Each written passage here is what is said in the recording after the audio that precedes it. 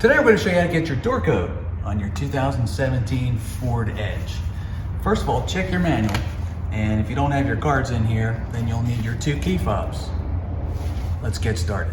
First thing you do is open up your glove box. Down here you'll see a little tray right here. We're going to put our key in there, our first key in there, and then come over here and hit the ignition button. Wait till it lights up like that, okay? And then turn it off. Take your key out. Put your second key in.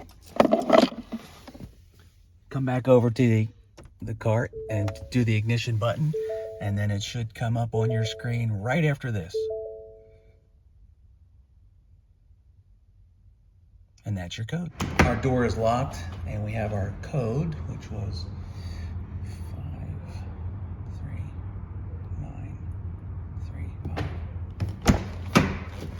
There you go. And that's how you find the door code on your 2017 Ford Edge.